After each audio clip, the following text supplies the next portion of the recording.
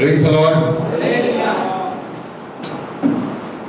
जितने भी लोग यहाँ पर आए हैं, मसीह के नाम में आप सबका स्वागत है। और जो इस समय हमारे साथ फेसबुक पर जुड़ रहे हो, आज की रिजरेक्शन डे को, इस पुनरुत्थान के दिन के लिए मैं प्रभु को धन्यवाद देते हुए आप सबको ब्लेस करता हूँ। Come on, say amen. When you will receive blessing, say amen. Receive it. Amen. Everybody जो हमें फेसबुक पर भी देख रहे हो, आमीन टाइप करें, आमीन करें, ताकि प्रभु का अनुग्रह उन पर बढ़े। आइए हम लोग प्रार्थना करें आज के दिन के। पिता परमेश्वर, हम आपको स्तुति देते हैं, धन्यवाद देते हैं कि ये दिन आपने हमारे जीवन में जोड़ा, कि हम फिर से तेरे पुनरुत्थान के दिन को सेलिब्रेट करें, आराधना करते हुए, स्तुति करते हुए, वचन सुनकर मनन करने वाले और तेरे सच्चे गवाह। आइए प्यारे पवित्र आत्मा, मैं प्रार्थना करता हूं कि ये वचन आज हर एक के जीवन में एक ब्लेसिंग को लेकर है, एक छुटकारे को लेकर है। और प्रभु के वचन में हम मजबूत बनते हैं।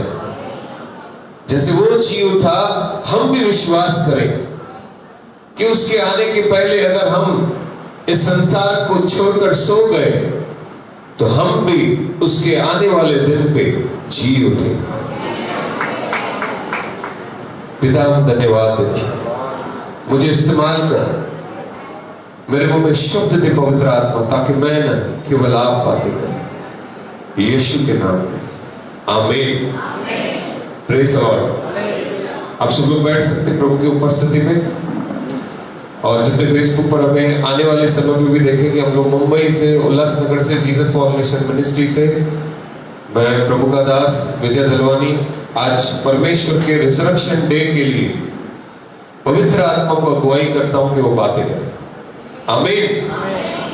बहनों, आज का दिन जैसे महान है, एक बड़ा दिन है, यीशु मसीह के जन्म वाला दिन। कहा जाता है कि तुम्हारा मरण वाला दिन जन्म वाले दिन से भी महान होना चाहिए, क्योंकि जन्म वाले दिन तो हम सिर्फ जन्म लेते हैं, लेकिन मरण वाले दिन कई लोग इस बात को याद करते हैं कि तुमने जीवन भर किया क्या।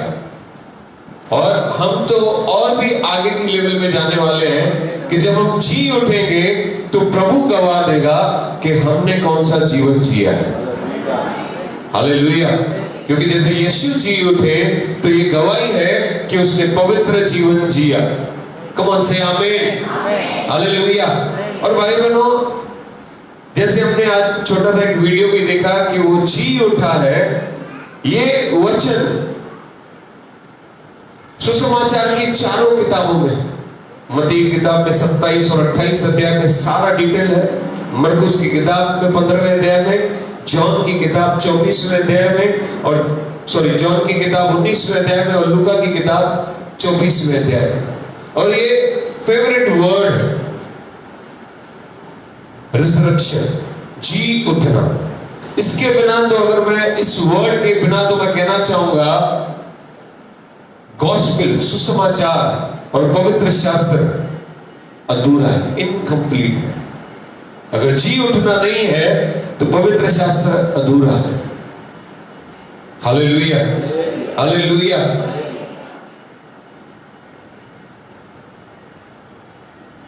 बाइबल सारे दुनिया की किताबों से, सारे ज्ञान की किताबों से, सारे धार्मिक किताबों से अगर अलग है, तो इसके कारण कि यीशु मारा गया, वो जी उठा। क्योंकि सब आए, सब मारे गए, बाद में का जीवन किसको भी नहीं पता, लेकिन पवित्र शास्त्र ही बताता है जी उठने के बाद परमेश्वर ने हमारे जीवनों में क्या काम किए। हमें वो जुड़ जाइए। आमीन से आमीन। बिना रिजरेक्शन के, सब लोग कहते हैं जन्म से जीवन मिलता है। अगर जन्म हुआ तो जीवन मिलता है, लेकिन पवित्र शास्त्र में लिखा है कि पुनरुत्थान से जीवन मिलता है। मरने के बाद जीवन मिलता है, वो है पुनरुत्थान। Hallelujah, hallelujah.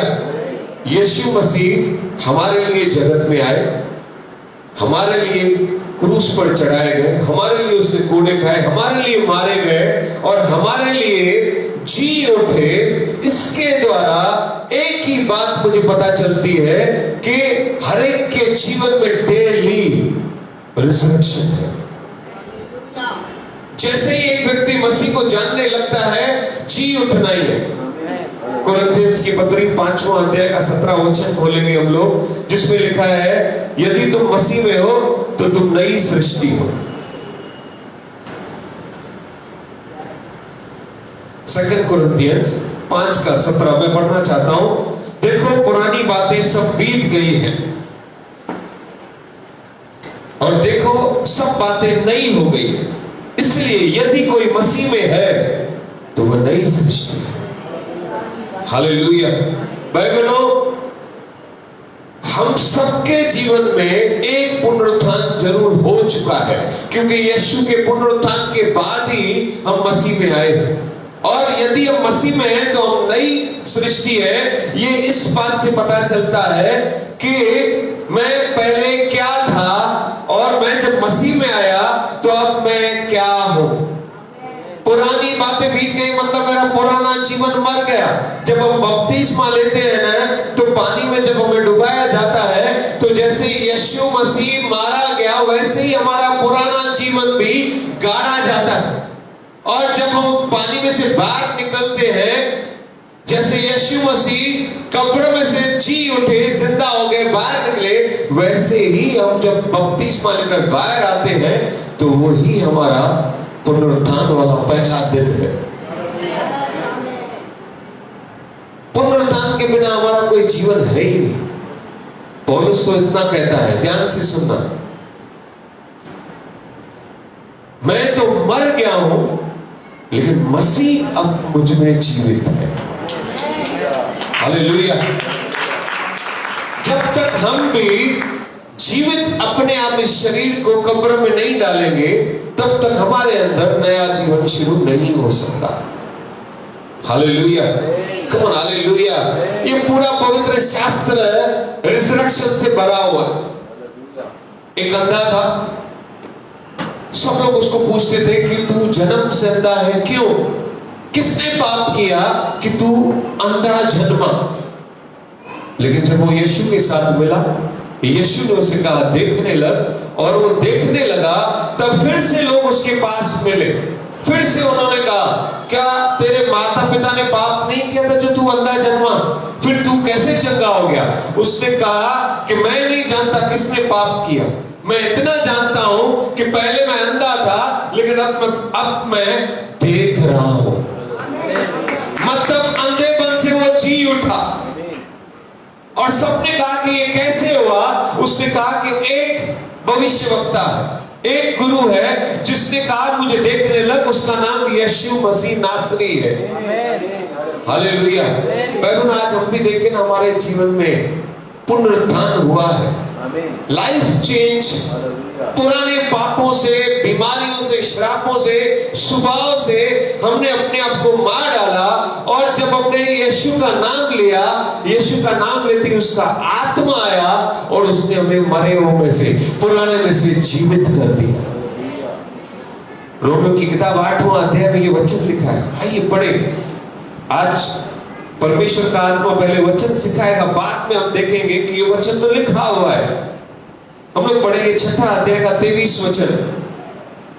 क्योंकि पाप की मजदूरी तो मृत्यु है।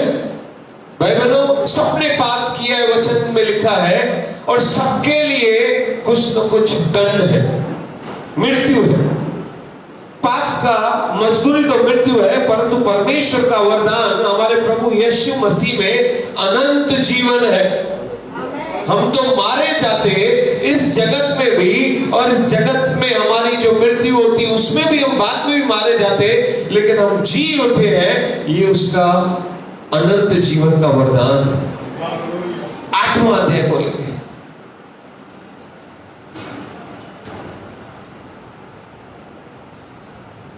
8वां अध्याय का 11 वचन। यदि उसी का आत्मा जिसने, हम लोग 10 वचन से पढ़े।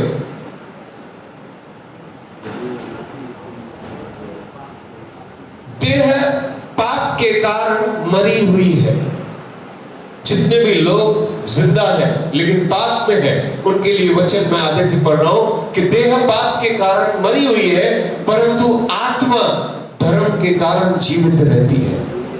और यदि तुम मसीह में हो, यदि उसी का आत्मा, जिसने यीशु मसीह को, उसी का आत्मा मतलब पिता का आत्मा, सब लोग को पिता का आत्मा, यदि उसी का आत्मा जिसने यीशु को मरे हुए में से जिलाया तुम में बसा हुआ है, तो जिसने मसीह को मरे हुए में से जिलाया वह निश्चय तुम्हारी नाश्वर देह को भी अपने आत्मा के द्वारा जो तुम में बसा हुआ है जिलाएगा। Hallelujah, come on hallelujah. एक मनुष्य का वो विवेक मर जाता है तो वो पाप पे पाप, पाप पे पाप, पाप पे पाप करता है।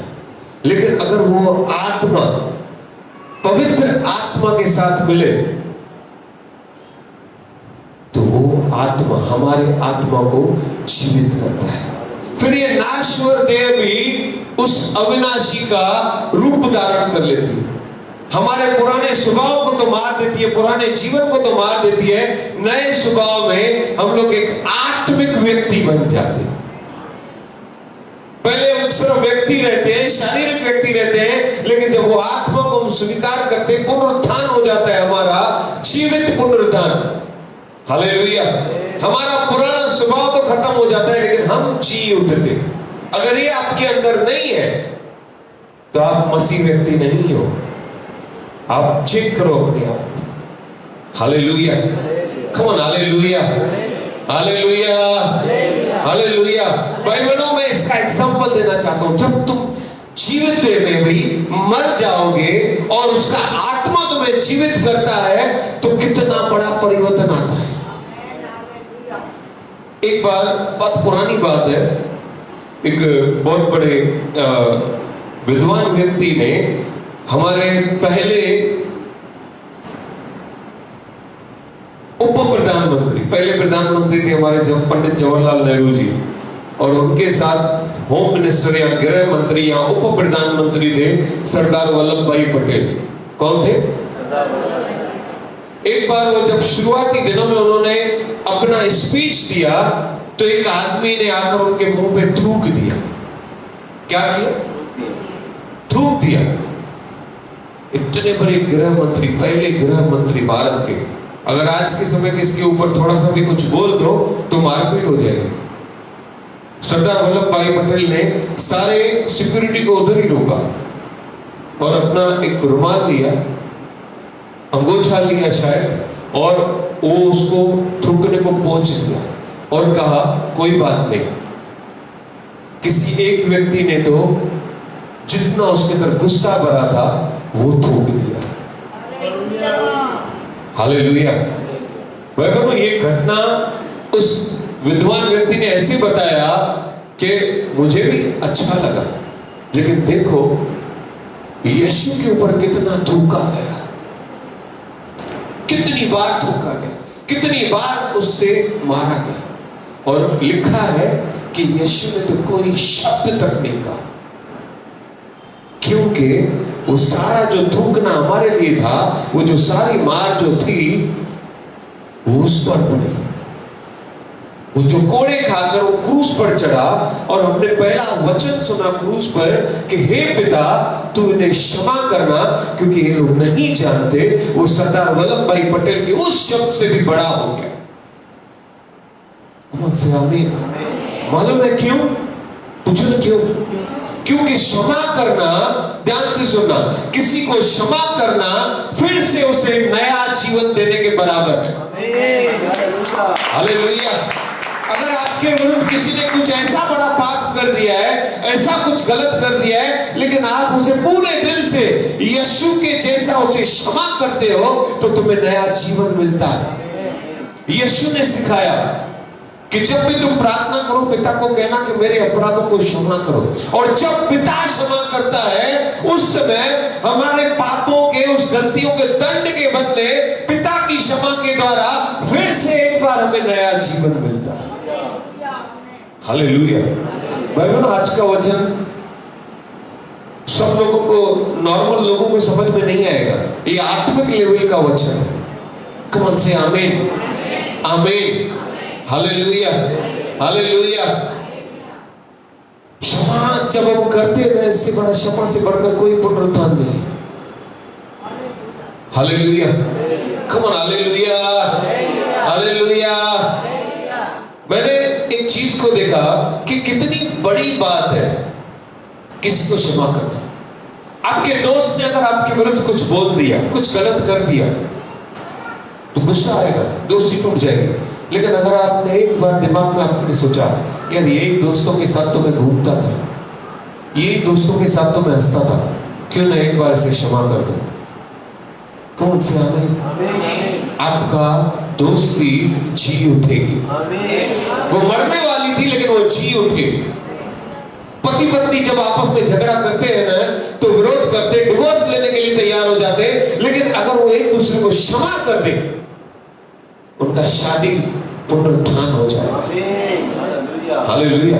अगर आपका भाई, आपकी बहन, आपका पड़ोसी ऐसा कुछ करे, तो याद करना आपके भाई के साथ कैसे आपने जीवन आगे बढ़ा, कैसे एक बहन ने आपके लिए कार्य किया, कैसे एक पड़ोसी ने आपके साथ कार्य किया। और जब आप उन बातों को भूलकर, उस गलतियों को, विरोध को भूलकर जब क्षमा करते हो, तो तुम्हारा फिर भाई बहन का रिश्ता, पड़ोसी के साथ रिश्ता जी उठता है। हालेलुया। नहीं तो दोस्ती खत्म, शादियां खत्म, रिश्ते खत्म। यही यीशु सिखाने है।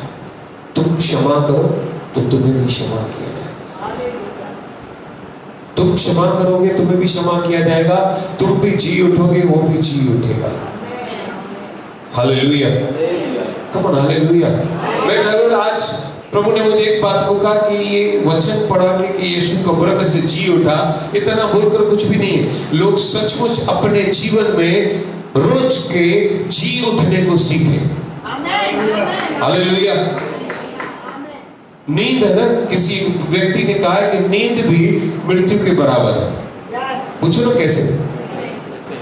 कभी आपने सुना कि एक व्यक्ति रात को सोया, सुबह को उठा ही, रात को मिलके गया था, सुबह को उसकी फ्यूनरल पे चले गए, मैयत पे चले गए। मृत्यु नींद एक आधी मृत्यु है। हमें पता नहीं कि हम उठेंगे कि नहीं, लेकिन वचन में लिखा है कि भोर को उसकी, रोज, हर रोज भोर को उसकी करुणा नई है। जब भी आप जी उठो तो समझ जाओ कि आज का दिन उसने दिया है और मैं आनंदित हूं। हालेलुया। रात को अपने आप को कब्र में डाला हुआ समझो। जो गलती हो गई हो, प्रभु के साथ बातचीत करो। यही तो रिश्ता बनाया प्रभु ने कि प्रभु मैंने दिन में क्या किया है। और जब रात को आप पछताते हो तो तुम्हारा पूरा दिन का गलत काम किया हुआ मर जाता है। और जब तुम सुबह को उठते हो तो उसी सुबह को उसकी करुणा नहीं होगी। हालेलुया, कौन हालेलुया। एक बॉस है, बॉस कभी चिल्लाता है किसी को, बहुत सारे लोग जॉब करते हैं, बॉस ने चिल्लाया तो ये समझकर उसे क्षमा कर दो कि शायद वो तनाव में होगा, शायद काम पे उसका मूड खराब हुआ। जब आप क्षमा कर दोगे ना, आप देखोगे आप फिर से पुनरुत्थान होगा। नहीं तो वो हर्ट फीलिंग कि उसने मेरी बेइज्जती की है, बेइज्जती की है, आप उस स्थान पे काम भी नहीं कर पाओगे। हालेलुया। इसके लिए यीशु ने कहा कि अपने सताने वालों को भी क्षमा करो। आज कुछ बातों को हम लोग नोट कर रहे हैं कि डेली हमारे जीवन में हम जब मसीह में आए तो जी उठे। पूरा पवित्र शास्त्र रिजरेक्शन से भरा हुआ पड़ा। Hallelujah, come on, hallelujah, hallelujah. लकवा वाला व्यक्ति आया यीशु के पास, ध्यान से सुनेंगे। Are you ready? लकवा वाले व्यक्ति को लेकर आए वो 4 लोग। यीशु ने कहा कि उठ और चलने फिरने। पतरस के सामने उस मंदिर की तरफ वो लंगड़ा आया जो जन्म से लंगड़ा था। पतरस ने कहा, पहले यीशु ने कहा एक व्यक्ति को, वो पतरस ने देखा कि उठ, चलने फिरने लगा। भाई बहनों, लकवे वाला व्यक्ति जो नहीं चल फिर सक रहा था, वो लकवे में से चलने लग गया। ये जी उठना ही तो है। जो नहीं चल सकता था वो चलने लग गया। उसको पूछो तो वो कहेगा कि मुझे नया जीवन मिल गया। हालेलुया। जब पतरस ने उस जन्म के लंगड़े को चलाया, जो डेली भिखारी बनकर जीता था, लोग उसको लिखा है कि सुंदर फाटक के, उस मंदिर के सुंदर फाटक पर रोज बिठाते थे। उसके बाद वो फिर से भिखारी नहीं बना, वो चलने लगा, उसका जिंदगी तो जी उठा। Hallelujah. Praise the Lord. Come on, praise the Lord, praise the Lord. मिर्गी वाले व्यक्ति के बारे में तो लिखा है, एक बच्चा है मिर्गी वाला, जिस पर जब अटैक आया मिर्गी का, तो इतना भयंकर था, उसके अंदर दुष्ट आत्मा थी। लिखा है कि लगभग उस दुष्ट आत्मा ने उसे मार ही डाला था। मरा हुआ सा गिर पड़ा। क्या लिखा है? मरा हुआ सा गिर पड़ा। लेकिन यीशु ने जब उस दुष्ट आत्मा को डांटा, वो निकल कर चली गई और ये लड़के को हाथ पकड़कर उठाया। भाई वो भी तो पुनरुत्थानी था। अगर आज आपके बीमारी में से प्रभु ने तुमको उठाया है, ये तुम्हारा नया जीवन ही तो है। कितने लोग सुसाइड करने वाले थे, लेकिन प्रभु ने बचा लिया, प्रभु ने छुड़ा लिया। अपना वचन बेचकर, आपको बेचकर, मुझे बेचकर, आने वाले दिनों में और लोगों को बेचकर, जब वो सुसाइड करने वाला व्यक्ति मन फिरा लेता है, तो मन में पुनरुत्थान पा लेता है। Praise the Lord, hallelujah. यही आया यीशु के पास और कहा कि चल, मेरी बेटी क्या है, मरने पर, उस पर हाथ रख कि वो क्या रहे, जीवित रहे। भाई बहनों, यीशु गए, ध्यान से सुनना, यीशु गए याईर के घर पे, तो लड़की क्या हो गई थी? कमान बोलो सब लोग, क्या हो गई थी? मर गई थी। और यीशु ने क्या किया? उसे कहा कि ये मरी नहीं है, और फिर उसे हाथ पकड़कर क्या किया? उठाया। तो क्या जी उठा? कौन जी उठा? कमान पूछे, बहुत पता हो कौन जी उठा? याईर की बेटी। हेलो, सब लोग है ना? कौन जी उठा? याईर की बेटी के साथ एक और व्यक्ति वहां पे जी उठा। वो है खुद याईर का प्रेम अपनी बेटी की तरफ। अगर वो बेटी उस दिन मर जाती तो याईर का प्रेम भी मर जाता। कितने सारे लोग बोलते हमें बेटी क्यों हुई? अरे याईर को देखो क्या प्यार कर रहे हैं। हेलो, बाइबल भी सिखा रही है कि जो मैंने दिया है उसमें धन्यवाद दो। वो पिता का प्रेम ही था, वो पिता का प्रेम है, याईर का प्रेम है, जो यीशु को वहां तक लेकर गया। उसके थोड़ी देर पहले ही एक सेनानायक ने कहा कि तू यहां से बोल, वो वहां पे जिंदा हो जाएगा।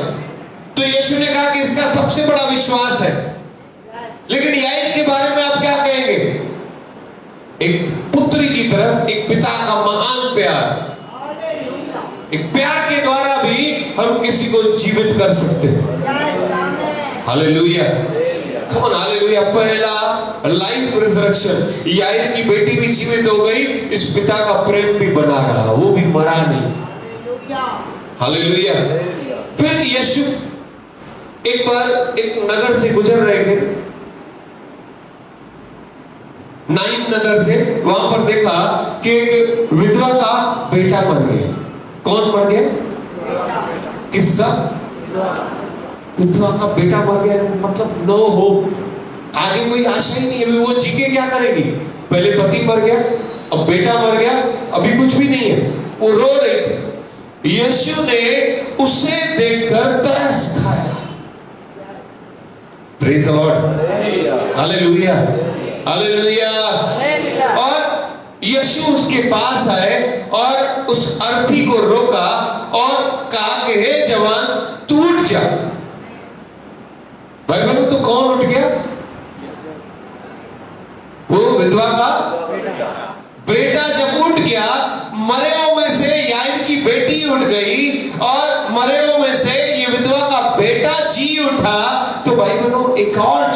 जी उठी उस विधवा की आशा। आज जी उठने वाला दिन है। मैं चाहता हूं कितने सारे आपके बच्चे, आपके पड़ोसी अगर विश्वास में नहीं है, प्रभु में नहीं है, प्रभु को आज मेरी आशा है वो आप है कि ये जी उठे। हालेलुया। एक नए व्यक्ति को प्रभु के पास लाना भी तो पुनरुत्थान के बराबर है, और उसमें तुम्हारा विश्वास चाहिए एक माता की जैसा, एक तरस वाला हृदय चाहिए उसके रोने के लिए, और एक पिता के जैसा अनंत प्रेम भी एक बेटी की तरफ। नहीं तो लोगों ने बेटी है मर जाएगा, कितना अनोखा प्यार है। ऐसे पिताओं को सलाम। Hallelujah, hallelujah. और उनके ऐसे प्रेम के लिए जिसके द्वारा मरा हुआ वो जी उठा।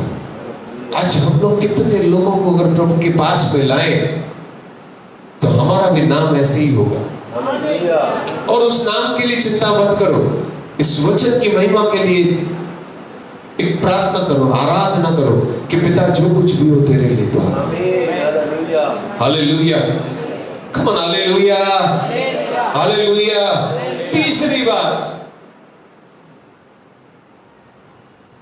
यीशु मसीह मार्था, मरियम और लाजरस के पास थे, बहुत प्यार करते थे। कभी ये विषय मुझे लेना है, मैं भूल जाता हूं कि आखिर यीशु मार्था, मरियम और लाजरस को क्यों इतना प्रेम करते थे, ये अलग विषय है। Praise the Lord. लेकिन आप देखेंगे कि लाजर जी उठना, लाजर का जी उठना इतनी घटनाओं को बताता है, इतनी बातों को प्रदर्शित करता है कि एक दिन का वचन काफी नहीं पड़ेगा। हम लोग 10-15 दिन भी वचन सुनते रहे ना, ये अलग अलग तरीके से, तो वचन खत्म नहीं होगा। पहली बात, छोटी छोटी बातें मैं बताता हूं। पहली बात तो यीशु को जैसे ही पता चला कि वो मरने वाला है तो वो रुक गए। कितनी धीरज की बात है। यीशु पैशनेटली एकदम धीरज से अपना कार्य करते थे, क्योंकि उनको जो वहां पे कार्य करना था वो खत्म करके पहुंचे, क्योंकि वो आदि और अंत है, वो अल्फा और ओमेगा है। वो जानता है सबसे बड़ा विश्वास का पिता कौन है बाइबल में? अब्राहम का सबसे बड़ा विश्वास क्या था? हाँ? वो तो पिता का था कि मैं तुम्हें बेटा दूंगा। उस बात पे उसने विश्वास किया।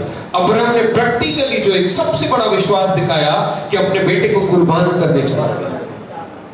यस, जॉन 3:16 के बिना पुनरुत्थान है ही नहीं। मैं फिर से कहता हूं, जॉन 3:16 के बिना पुनरुत्थान है कि नहीं। God loved, so loved the world, पूरी दुनिया को इतना प्यार किया कि जो कोई उसके बेटे अपने बेटे इकलौते बेटे को क्रूस पर चढ़ा दिया, ताकि जो कोई उस पर विश्वास करे वो नाश न हो। और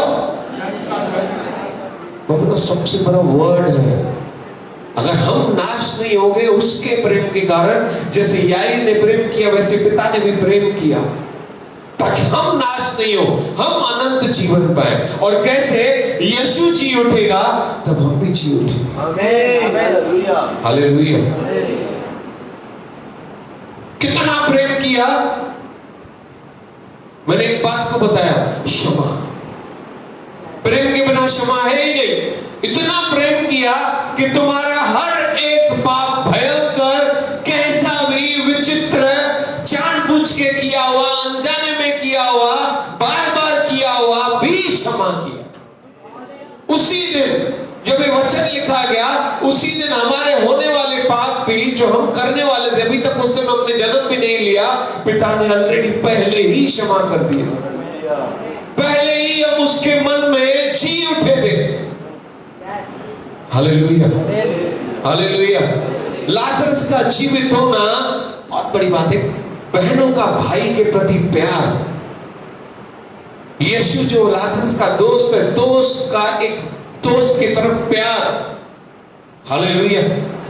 केवल लाजर जिंदा नहीं हुआ कब्र में से, भाई बहनों, तो बहनों का भाई जिंदा हुआ, यीशु का दोस्त जिंदा हुआ, पवित्र आत्मा की गवाही जीवित हो गई और भविष्यवाणी भी पूरी हो गई, भविष्यवाणी भी जीवित हो गई। अगर आपने देखा यहां पर आके स्वर्गदूतों ने पत्थर को हटाया, यस, और यीशु जी उठे, बाहर आ गए। ऑलरेडी यीशु तो जी उठ के अंदर बैठे थे, क्योंकि उनको पत्थर नहीं खोलना था। हालेलुया। क्योंकि सब लोग कहते हैं कि यीशु भाग गया, क्योंकि आज भी पता नहीं क्या क्या कहते हैं। बहुत सारे मुस्लिम कंट्रीज के लोग तो कहते हैं कि यीशु ने कहा, कब लिखा है कि वो प्रभु है, उसने कब खुद से कबूल किया? Yes, praise the Lord. अलग अलग बातें हो जाती, लेकिन यीशु रुका कि वो स्वर्गदूत पत्थर हटाए। ध्यान से सुनेंगे पत्थर के बारे में भी, लेकिन यहाँ पर लाजरस की गवाही के बारे में बताना चाहता हूं कि यीशु ने कहा कि उसका पत्थर हटाओ। आज उस पत्थर हटाने के बारे में भी सुनेंगे। आमीन। और मालूम है क्या हुआ? जब 4 दिन का लाजरस जीवित हो गया दुनिया के सामने, क्योंकि सारी दुनिया उसे गाड़ के आई थी, अगर वो जीवित हो सकता है तो यीशु भी तीसरे दिन जब जी उठे तो उसके विरोध में कोई नहीं बोल सकता। नहीं तो सब लोग बोलते हैं किसने देखा ही नहीं। हमारे पास पहले सब घटनाएं बाइबल में 2-2 बार 3-3 बार है कि जब जीवित यीशु के सामने ही, पूरी दुनिया के सामने ही, जिस लाजरस को 4 दिन पहले गाड़ के आए थे, वो चौथे दिन के बाद जाग उठा, जी उठा, तो यीशु भी जी उठा। आमीन। जबकि यीशु प्रथम फल है जी उठने में, क्योंकि वो तो लाजरस के पहले ही, बोलूं मैं कुछ, लाजरस के जी उठने के पहले ही भविष्यवाणी में डिक्लेयर हो चुका था कि वो मनुष्य जाति के लिए आएगा, वो मारा जाएगा, गाड़ा जाएगा और वो जी उठेगा। पिता के मन में तो ऑलरेडी पहले ही हो चुका था और भविष्यवाणी लिखी गई थी। भाई और सुंदर बातें, इसके लिए यीशु भी जी उठा। और जो पत्थर रोल आउट है ना, रोल आउट, जैसे पत्थर को हटा दिया गया। अब घर पे जाके चारों गॉस्पेल पढ़ना जरूर, क्योंकि हमारे पास समय कम रहता है। आमीन। बहुत सुंदर बात बताने वाला हूं।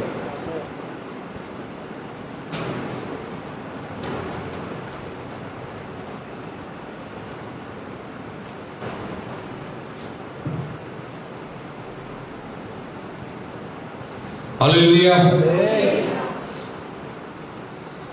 लाजरस की कब्र से पत्थर हटाया गया, यीशु की कब्र से भी स्वर्गदूतों ने आकर पत्थर हटाया। तो हमसे आमीन, आमीन। बहनों, ये पत्थर क्या है जो कब्र के द्वार पर रहता है? आज भी कब्र जब बंद किया जाता है, उस समय तो वो गुफा थी।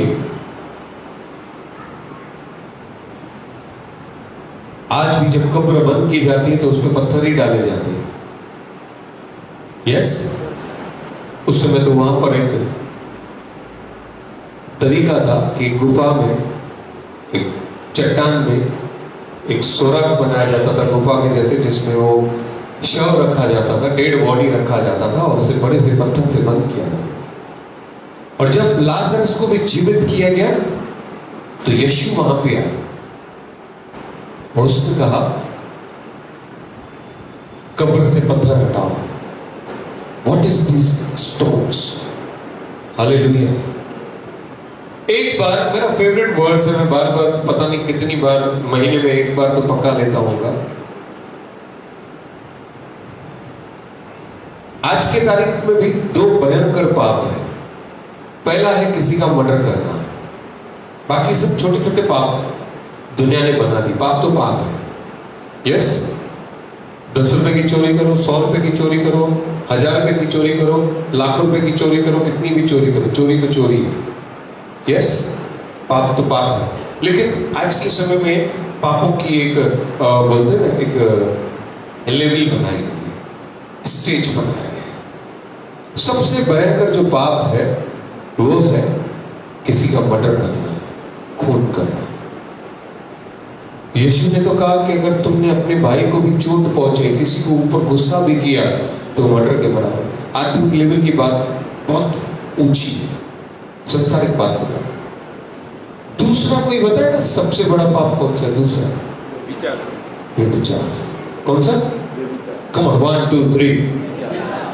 किसको झूठ बोल दिया, सॉरी बोल दिया फटाफट से तो एग्रीड। किसी से पैसे में लेन देन में गलती हो गई, सॉरी बोल के हम लोग फिनिश कर सकते हैं। व्यभिचार करके कोई सॉरी बोलेगा तो चलता है? मर्डर करके सॉरी बोलेगा तो चलेगा? नहीं ना। हेलो, इसके लिए परमेश्वर ने मूसा को भी कानून दिया था कि अगर कोई व्यभिचार करे तो उसे कैसे मार दिया जाए? कैसे मारा दिया है? ये पत्थर दो चीज दिखाते। वो व्यभिचार का एक पाप अनगिनत पापों के समान, तब तक पत्थर मारना है। इतने पाप कर दिए तूने कि इतना मारेंगे तुझे कि मर जाए। एक व्यभिचार हो या दो व्यभिचार हो, इतना मारा जाए, इतने सारे पाप कर दिए उसने। और पत्थर का ये भी मतलब है कि पत्थर क्या है? हार्ड है। ये डिसीजन बहुत खतरनाक हार्ड डिसीजन था। लोग, अच्छे लोग भी उस व्यक्ति को मार देते क्योंकि व्यवस्था थी।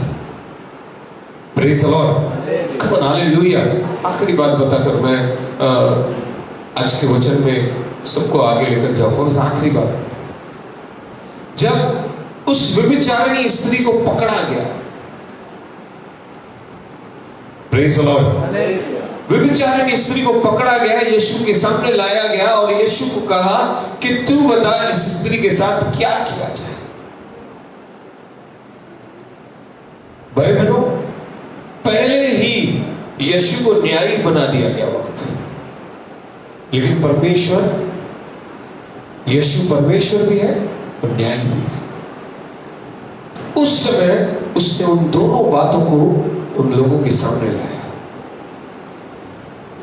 सारे सदस्य फरीसी, सारे सभासद, सारे लोग खड़े थे पत्थर लेकर उस स्त्री की तरफ। पहले ही उन्होंने तो डिसीजन बना दिया था कि मूसा का कानून कहता है कि उस स्त्री ने विचार करते हुए पकड़ी गई, उसे तब तक पत्थर मारेंगे जब तक ये मर नहीं जाए।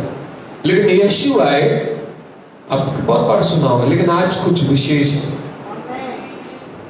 यीशु ने आकर कहा कि जिसने पाप नहीं किया है वो पहले पत्थर मारेगा। आमीन। वो बेचारी स्त्री अभी रेडी थी, तैयार थी, जमीन पर थी, भागते भागते आई थी, जमीन पर थी, गुनाह कबूल कर चुकी थी। जैसे यीशु ने उंगली से कुछ लिखा और कहा जिसने पाप नहीं किया होगा वो पहले पत्थर मारेगा। भाई बहनों, जिनके हाथ में पत्थर थे, पत्थर को मैंने क्या बताया, क्या है? दो बातें। पाप, पत्थर क्या है? पाप, पाप को दर्शाता है। Stone means problems and since. सबको अपने अपने पत्थर में ना अपना अपना पाप दिखाई दिया कि मैंने भी पाप किया, ये पत्थर मेरे तरफ आना चाहिए। ध्यान से सुन रहे? Am I right? सब लोगों को जैसे इस पत्थर में जो उसके लिए था अपना भी पाप दिखाई देने लगा, उस व्यभिचारिणी स्त्री के लिए था अपना भी पाप दिखाई देने लगा। तो ध्यान से सुनना, ऐसे लिखा है कि सब लोग चले गए, लेकिन एक बात करनी है, अपना अपना पत्थर फेंक कर चले गए। यीशु ने एक वचन कहा कि जिसने कोई पाप नहीं किया, कभी पाप नहीं किया, वो पहले पत्थर मारेगा। उनका जीवन, वो मरा हुआ शरीर में जो उनका आत्मा को उन्होंने मार डाला था, वो जी उठा, वो विवेकमन जाग उठा कि हमने भी गलती की है। अगर हमने गलती की है तो हम किसी और को कैसे मारें? भाई बहनों, जब आप क्षमा नहीं कर पाओ तो ये सोच लेना कि हमने भी गलती की है तो हम किसी और को कैसे मारें, या अगर हम क्षमा के पात्र बनना चाहते तो हम किसी और को क्षमा क्यों ना करें? आमीन। वो सब लोग चले गए,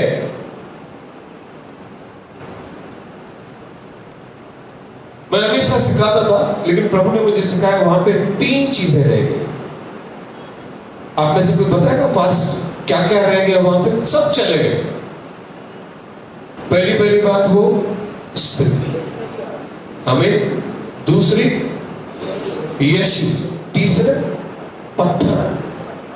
वो पत्थर वहां पे ही थे, क्यों? क्योंकि वो स्त्री के पाप थे और स्त्री का न्याय था। हेलो, वो स्त्री के पाप थे। वो स्त्री भी उन पत्थरों को देख रही थी कि भले सब लोग चले गए लेकिन अभी तक मैं गुनहगार ही हूं, क्योंकि ये पत्थर यहां पर है। जब यीशु ने कहा कि मैं भी तुम्हें क्षमा करता हूं, यीशु ने पहले सवाल तो किया, सब लोग चले गए, स्त्री को हाँ सब चले गए।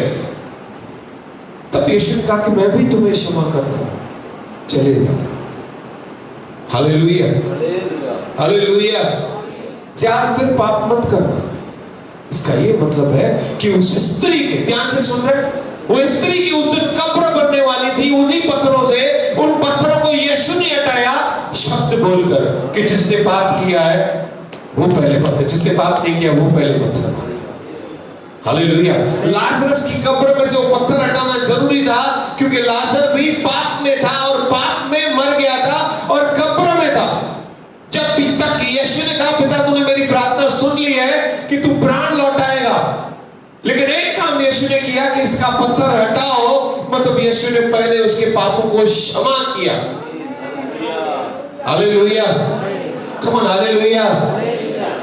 तब उसने कहा कि लाजर बाहर आ।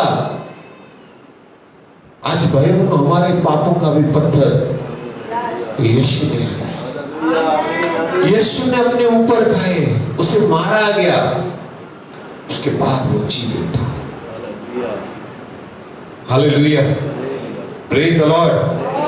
हम लोग रोमियो के 8 में अध्याय को बस वचनों को पढ़ेंगे, आपको ये सारी चीजें समझ में आ जाएंगी। 8वां अध्याय रोमन्स,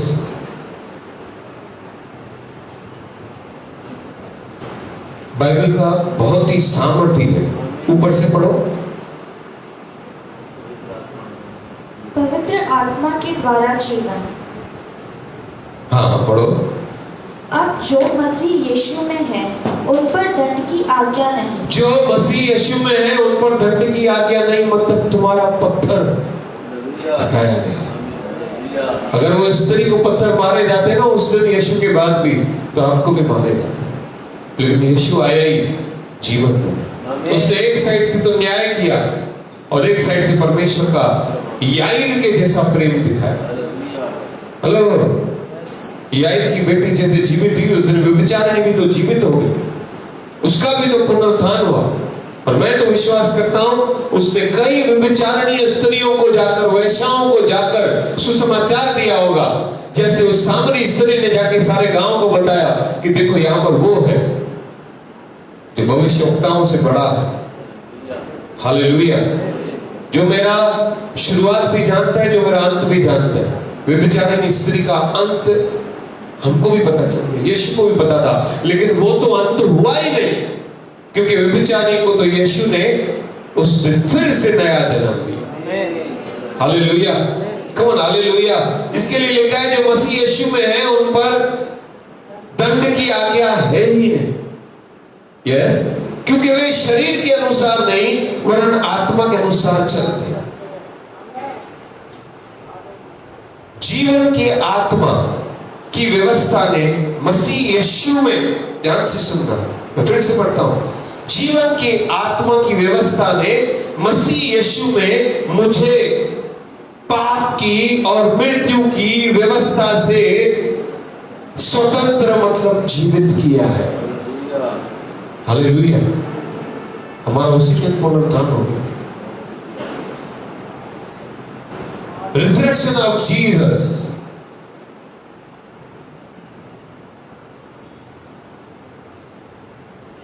अगर रैप्चर होना ना, रैप्चर, कितने लोग विश्वास करते कि रैप्चर होगा?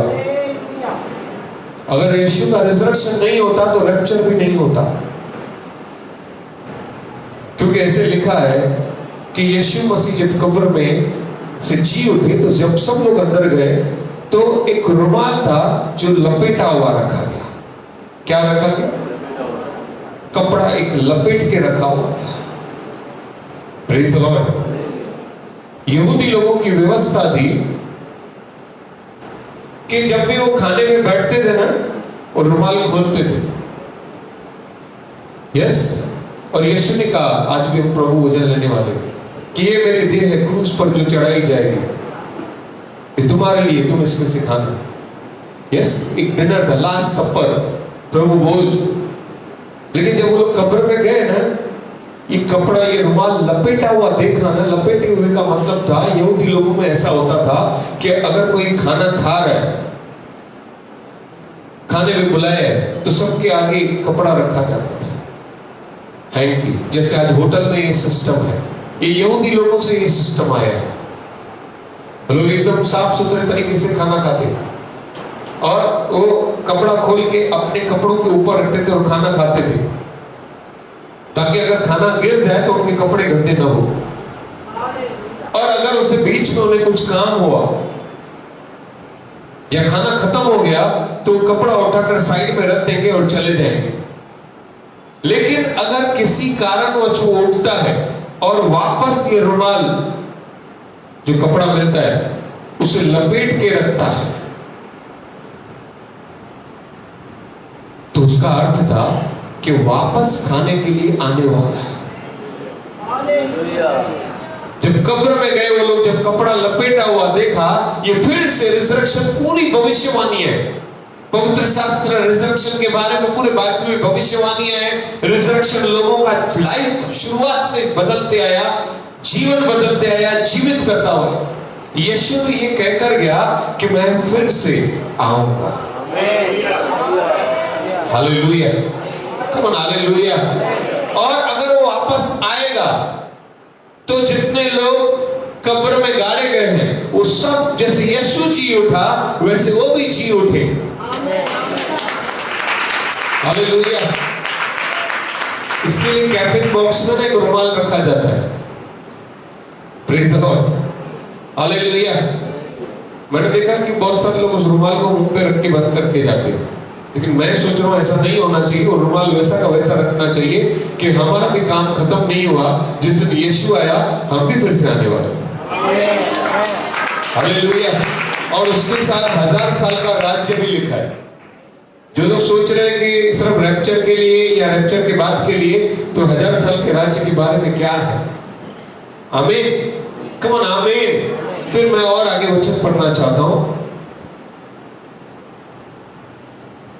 क्योंकि जो काम व्यवस्था शरीर के कारण दुर्बल होकर न कर सकी, उसको परमेश्वर ने किया, अर्थात अपने ही पुत्र को पाप में शरीर के समानता में और पाप बलि होने के लिए बेचकर शरीर में पाप पर दंड की आज्ञा दी। Praise the Lord. इसलिए कि व्यवस्था की विधि हम में जो शरीर के अनुसार नहीं वरन आत्मा के अनुसार चलते हैं पूरी की जाए। हालेलुया। बोलो धन्यवाद यीशु। कम ऑन, बोलो धन्यवाद यीशु। मैं 14 वचन को पढ़ना चाहता हूं। इसलिए कि जितने लोग परमेश्वर के आत्मा के चलाए चलते हैं वे परमेश्वर के पुत्र हैं। बहनों, अगर परमेश्वर के आत्मा, ध्यान से सुन रहे, अगर हम परमेश्वर के आत्मा के चलाए चलते हैं तो हम किसके पुत्र हैं? जो था, जो है, जो है। इसका मतलब है कि उसके पहले हम किसके पुत्र थे? केवल शरीर, जो था, जो है और जो मर जाएगा, हमारा शरीर। लेकिन जब हम परमेश्वर के पुत्र बन गए तो आगे बढ़ेंगे, क्योंकि तुमको दासत्व की आत्मा नहीं मिली कि फिर भयभीत हो, परंतु गोद लेने की आत्मा मिली है, जिससे जब तुम गोद लिए गए हो, मतलब तब तुम उसे हे अब्बा, हे पिता कहकर पुकार सकते हो। आत्मा, आप हमारी आत्मा के साथ गवाही देती है कि हम परमेश्वर की संतान। भाई बहनों, आज भी अगर तुम्हारा आत्मा तुमको कह रहा है कि तुम दोषी हो, तो तुम कहां न कहां पे तुम पाप में फंसे हुए हो। लेकिन अगर तुम्हारा आत्मा तुम्हें कहता है कि तुम परमेश्वर की संतान हो, तो तुम आजाद हो चुके हो। तुम्हारे ऊपर कोई दंड की आज्ञा नहीं है। और यदि हम परमेश्वर की संतान है तो परमेश्वर के वारिस भी है और मसीह के संगी वारिस भी है।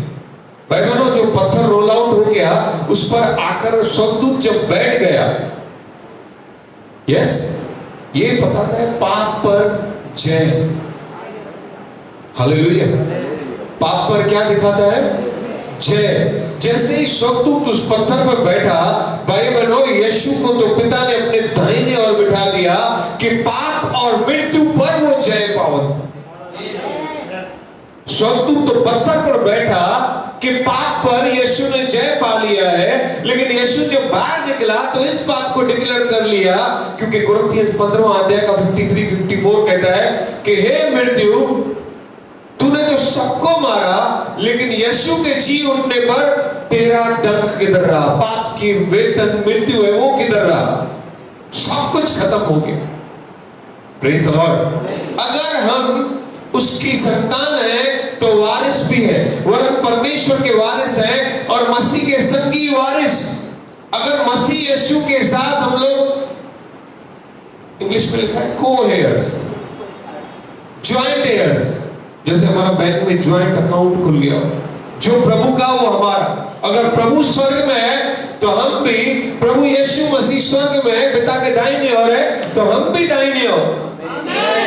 हालेलुया। जो यीशु का है वो सब हमारा। आमीन। और आखिरी वचन उसके साथ, जबकि हम उसके साथ दुख उठाए कि उसके साथ महिमा भी पाए। जिस वचन से मैंने शुरुआत, बहनों, भविष्यवाणी की यीशु ने कि मनुष्य का पुत्र पकड़वाया जाएगा, दुख उठाएगा, दुख उठाने के बाद वो महिमा में प्रवेश करेगा। हालेलुया। और महिमा में प्रवेश करना था कि फिर से अनंत काल का जीवन।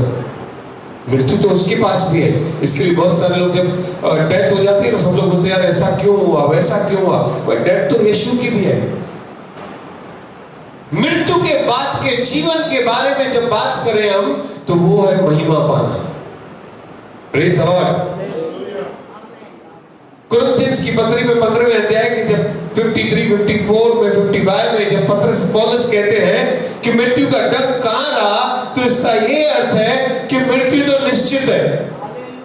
Praise the Lord. हालेलुया। और उसके बाद का जीवन भी निश्चित है। अगर तुमने यीशु के नाम के लिए दुख उठाया, जैसे मसीह ने हमारे लिए दुख उठाया। जब हम मसीह को स्वीकार करते थे, कई लोग बोलते थे तू क्रिश्चियन बन गया, तू मसीह बन गया, वो हर्ट करती, पैसा लिया गया। और जब तुम बड़े गर्व के साथ कहते हो कि नहीं, मैं तो मसीह बन गया हूं, मैंने अपना धर्म नहीं लेकिन मन बदला था। बोले तुमने उनकी दो बातें सुन ली, किसी ने तुम्हारे साथ रिश्ता तोड़ दिया, कोई तुम्हें छोड़कर चला गया, डोंट वरी, तुम भी महिमा में प्रवेश करोगे। और एक्चुअल रिजरेक्शन तो वही है।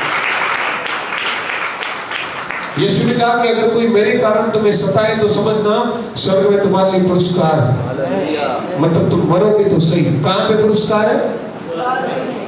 अच्छे से बोलो ना।